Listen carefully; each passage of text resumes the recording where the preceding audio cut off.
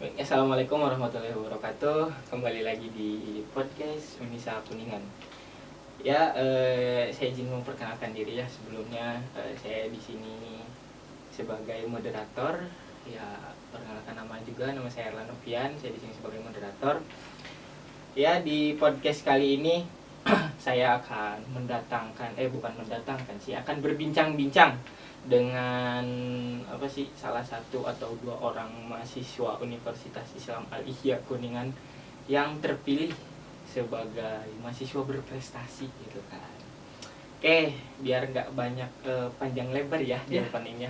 Langsung saja. Halo Temia, halo Pak Jiri. Halo. Gimana nih kabarnya? Alhamdulillah. Baik. Sebelum ke tentang apa sih yang ingin saya pertanyakan ya, mungkin alangkah baiknya kita berkenalan dulu ya. Boleh. Silakan, siapa dulu nih yang ingin berkenalan? Ladies first. Ladies Ladies first. Boleh. Oke, boleh ya. Perkenalkan, Erlan, teman-teman semua. Nama saya Mia Agustina. Saya merupakan mahasiswi aktif program studi kesehatan masyarakat. Pada saat ini saya sedang menduduki bangku kuliah di semester 4 di Universitas Islam Al-Ihya Kuningan pastinya. Iya. Oke, barangkali ingin mencantumkan media sosial sebagai promosi gitu kan. Oke, teman-teman, jadi boleh ya buat kalian yang mau follow IG aku endorse. di @miagustina24. Iya. Lanjut ke ini apa dulu nih? Kalau nama saya Gusti Muhammad Fajrin, saya merupakan mahasiswa aktif semester 6. Saat ini mungkin kesibukannya sedang mempersiapkan untuk KKN. Semester akhir berarti. Ya, menuju. Tuh, IG saya ya, barangkali ada yang mau follow, itu di @gustiadrin02. Ya, mungkin saya ini sebenarnya pengen tahu apa sih Filmapres itu, barangkali atau dari Mia atau dari apa aja nih? Mungkin ini menurut menjelaskannya. kami berdua ya. Oke. Menurut saya pribadi ya, Filmapres itu kan pemilihan mahasiswa berprestasi, di mana program ini itu yang diusungkan oleh pemerintah ya untuk mewadahi mahasiswa-mahasiswa itu yang berprestasi. Dalam bidangnya itu luas, ada bidang literasi, bidang apa saja gitu, di sana banyak gitu, seperti itu. Untuk pandangan saya pribadi, Filmapres itu ialah ya sebuah wadah untuk mahasiswa berprestasi atau mengembangkan bakatnya, seperti itu. Ya, oke. Kalau menurut saya juga sama halnya seperti Fajrin ya. Jadi Filmapres ini tuh kebetulan salah satu programnya Dikti Erlan, yang dimana program tersebut tuh betul untuk mewadahi mahasiswa dan mahasiswi berprestasi di kampusnya masing-masing gitu. Terus pemerintah juga kan sekarang sedang melakukan bukan penekanan ya, jadi kayak bagaimana caranya mahasiswa dan mahasiswi ini tuh ikut serta berkontribusi dalam pembangunan ya, yaitu SDGs. Iya betul, SDGs pada saat ini. Dan Filmapres ini juga menyongsong dalam artian itu kayak kita tuh ada ya buat bikin karya ilmiah. Ireland karya ilmiahnya itu ya mengenai SDGs tersebut gitu. Iya. Ngomong-ngomong apa sih tadi juga saya kayak agak asing gitu ya dengan bahasanya tadi, ada SDGs. Apa sih SDGs itu? Ya mungkin saya pribadi mah nggak tahu gitu, baru ngedenger juga gitu SDGs itu apa. Itu merupakan Sustainable Development Goals ya, Jin. Itu juga salah satu program pemerintah. Dunia Bukan pemerintah lagi, benar, internasional malah. Iya betul. Itu kalau tidak salah ada 17 poin. 17 poin. Dan itu targetnya itu akan tercapai di tahun 2030. Seperti itu. Dan untuk poin-poin sendiri itu kami itu mungkin mengambil poin yang berbeda. Saya pribadi poin tentang pendidikan. Kalau timnya itu tentang kesehatan. Masih banyak lagi poin tentang apa sosial ya, Sosial, banyak masih banyak. Masih banyak. Oke, tadi ya telah diterangkan menurut secara globalnya mungkin ya tadi Ya. tentang apa itu Pilmapres itu kan. Saya juga ada tadi yang telah diterangkan itu kayak ada timbul pertanyaan gitu kan. Loh, kok kenapa gitu kan harus apa sih tadi bahasanya dieksplor ya di tahun 2020 di tahun 2030. Jangan itu nanyanya, soalnya pemerintahannya juga nggak tahu. Oh, nggak dikasih Ganti-ganti tahu ya. ya. Nggak ada. Aduh. Ya waktu itu emang sudah menjadi sudah menjadi apa sih? Oh, jadi Tujuannya berarti mungkin dengan pertimbangan 12 negara ya? Ya, 12 12 negara. 12 negara itu itu tuh yang ikut Mengikuti. ya, karena itu emang program dunia ya, program untuk ya berkelanjutan gitu. sih saya ingin bukan saya ingin bertanya ya. Udah langsung Dari dihapus. Pilmapres ini kan katanya dengar-dengar gitu ya. Teh Mia Alma Al-Fajrin ini membuat apa Karya sih namanya? ilmiah. Karya ilmiah. Ya. Nah, itu teh karya ilmiah itu masing-masing apa berdua gitu? Masing-masing. Ya. Untuk masing-masing berarti. Boleh tuh apa Fajrin apa gitu karya ilmiahnya Al-Fajrin ini gitu. Ya, kalau saya pribadi itu mengambil tema sesuai prodi yang saya ambil, pendidikan, gue sekolah dasar, yaitu tentang pendidikan. Di dalamnya itu saya, kalau lupa ingat ya, temanya itu tentang judulnya 1001 atap, 1001 cerita, satu cita gitu. Satu cita. Iya, itu tentang bagaimana sih dalam satu atap itu atau dalam satu naungan itu kita menaungi berbagai macam misalnya keluhan anak-anak atau karena itu saya fokusnya ke mental health itu. Jadi kan pendidikan itu bukan di Indonesia lagi, di dunia bahkan mental health itu sudah seperti momok yang menakutkan gitu bagi pendidikan. Banyak yang bunuh diri ketika belajar, bahkan di Jepang ya. Di Jepang itu kan banyak banget pelajar yang bunuh diri karena mungkin kena mental itu atau nilai di sana itu kan tinggi sekali sampai mereka tidak sanggup untuk mengejarnya. Jadi takutnya ya sangat disayangkan jika Indonesia itu mengalami hal seperti itu. Jadi gimana atap ini tuh bisa menaungi semua cerita dan cerita itu gitu. Fokusnya itu saya pribadi ke anak-anak usia dini SD seperti itu. Oke. Kalau Teh Mia sendiri apa nih karya ilmiahnya? Gak beda jauh ya sama Fajrin, cuma sedikit berbeda karena memang kan di sini kita ditekankan sesuai dengan prodi masing-masing Ya. gitu. Iya, kebetulan kan saya di sini tuh di prodi kesehatan masyarakat ya, Fakultas Kesehatan. Nah, di sini saya mengangkat sebuah tema yakni generasi milenial sebagai agen penanggulangan kemiskinan yang mengakibatkan stunting. Ya. Iya. Karena kan sekarang nih di Kabupaten Kuningan ya, khususnya betul sekali bisa dibilang masuk ke angka 5 besar ya, red ke-5 gitu, 5 besar kemiskinan di Jawa Barat. Di Jawa Barat sendiri Betul. gitu. Ya. Terus kan kemiskinan sama stunting atau kelaparan itu kan sangat amat berketerkaitan gitu. Oh, iya. Ketika mungkin ada keluarga yang mohon maaf kurang mampu sekali untuk membeli makanan-makanan yang bergizi dengan harga yang sangat mahal gitu, Iya. secara otomatis kan itu menjadi sebuah hambatan, Airlan. Hambatan yang dimana akan menyebabkan stunting gitu. Karena kan stunting sendiri ini kekurangan gizi atau malnutrisi ya, seperti itu.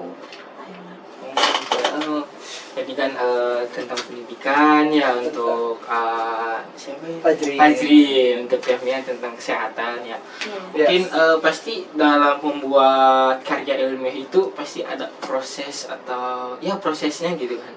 Boleh dong kita berbagi gitu kan, berbagi pengalamannya gitu kan. Dari apa Ya, dulu nih? mungkin kalau proses setiap orang pasti berbeda, tapi mungkin mengalami observasi itu yang panjang gitu ya.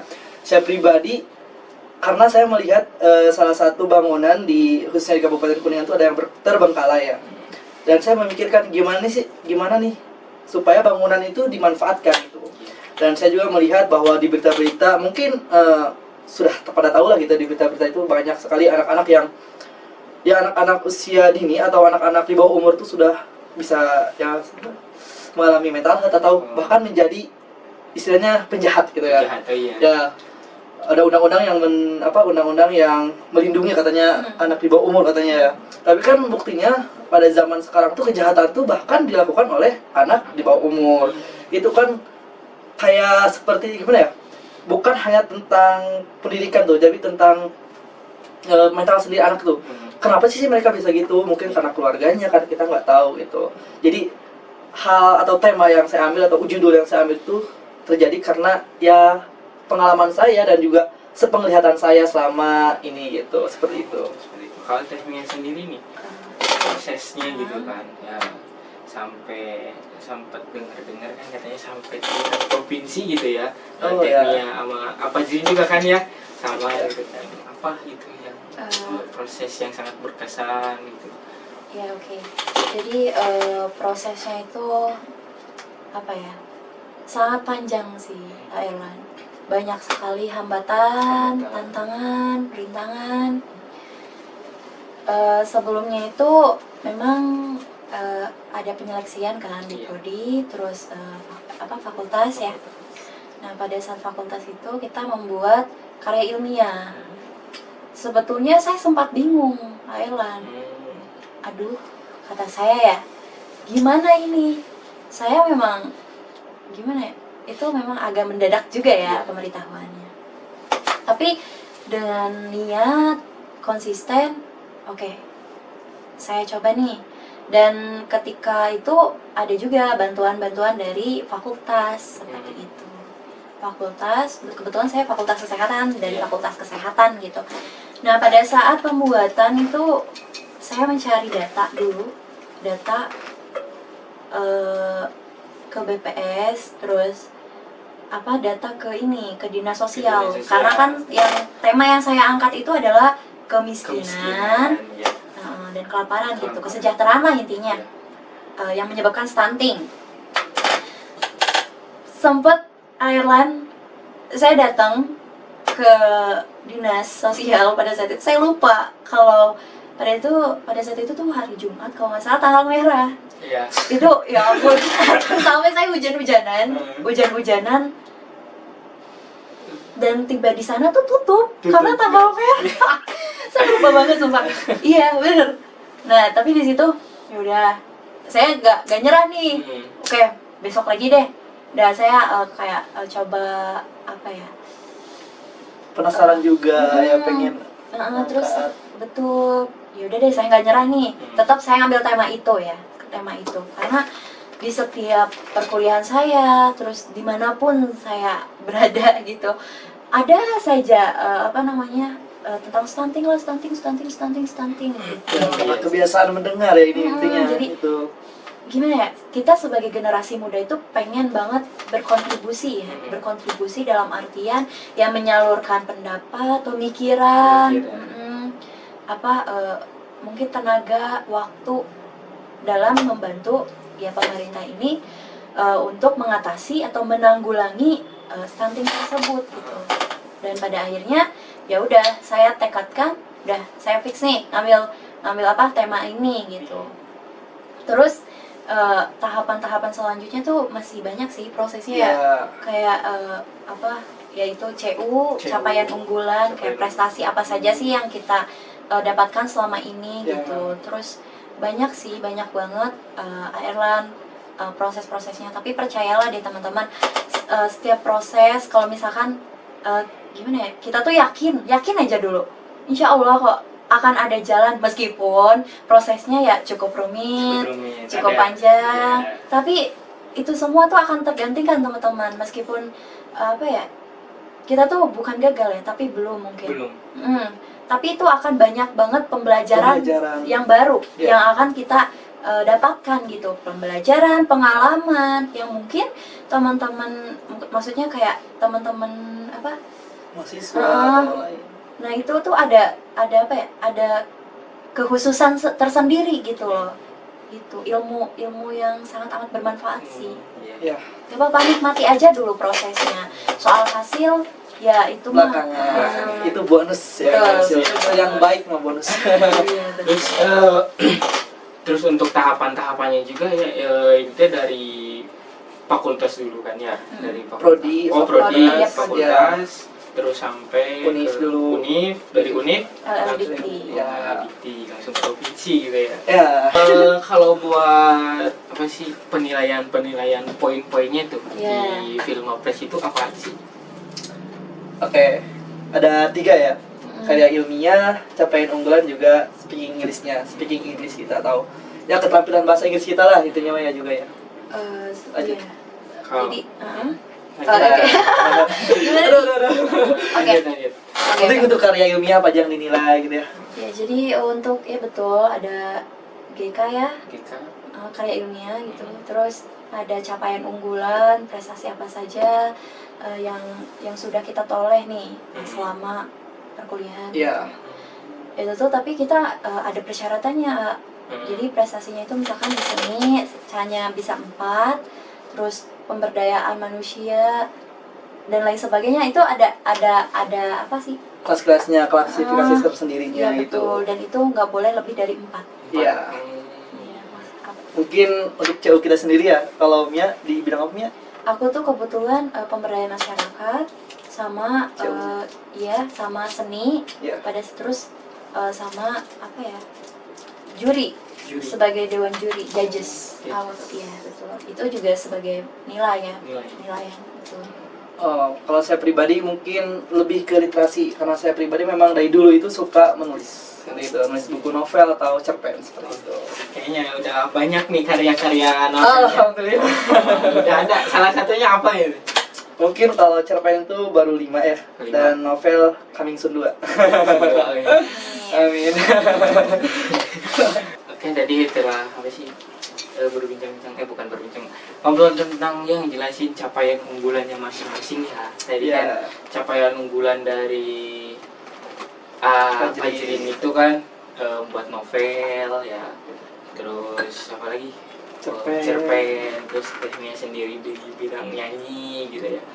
Kalau di Tehmia nih capaian unggulannya dari nyanyi pernah ikut lomba apa aja gitu kan, sampai menjadi capaian unggulan Tehmia gitu di bidang nyanyi. Kan di situ ada beberapa ini ya apa sih opsi ya. Sebetulnya aku juga sambil belajar gitu kan, masih sambil belajar sambil nambah pengalaman gitu. Pada saat itu aku pernah menjuarai di tingkat nasional juga. Itu pada saat itu 34 provinsi. 34 provinsi pesertanya itu 1000 berapa gitu. 1000 berapa, terus ada lagi banyak sih tahapannya juga. 1000 berapa, terus diambil lagi, seleksi lagi kan, jadi 500 besar, terus diseleksi lagi jadi 300 besar, terus seleksi lagi jadi 100 besar, terus seleksi lagi. Nah, pokoknya seleksi banyak sampai dengan pada saat itu 6 besar. Yang 6 besar ini ke Jakarta pada saat itu ke Jakarta, terus melakukan grand final gitu. Alhamdulillah Mia dapet Kabupaten Kuningan ini mendapatkan peringkat harapan 1 atau keempat se-Indonesia. Wah. Mantap ya. Buktikan.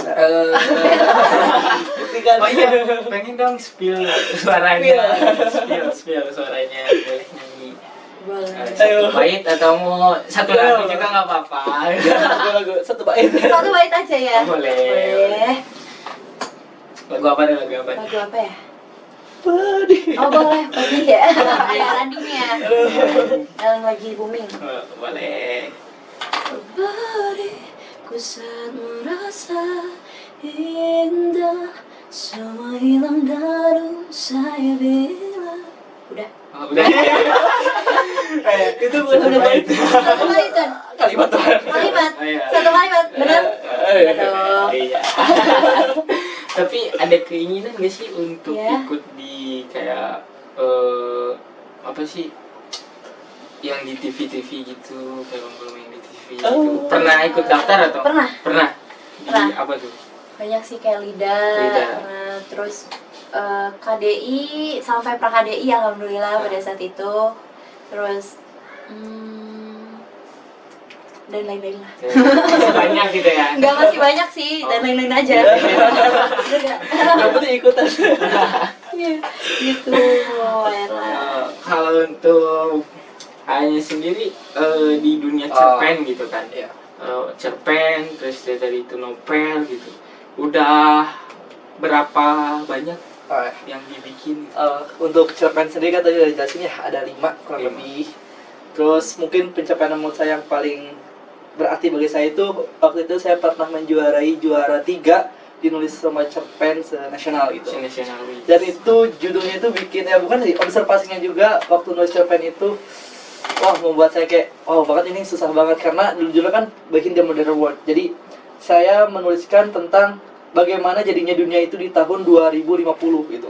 Di mana semua dunia itu mengandalkan teknologi sampai-sampai manusia itu kayak ya robot dibalikkan, robot menjadi manusia dan manusia menjadi robot. Ya, hai gitu. Dan Alma artis ya. ya.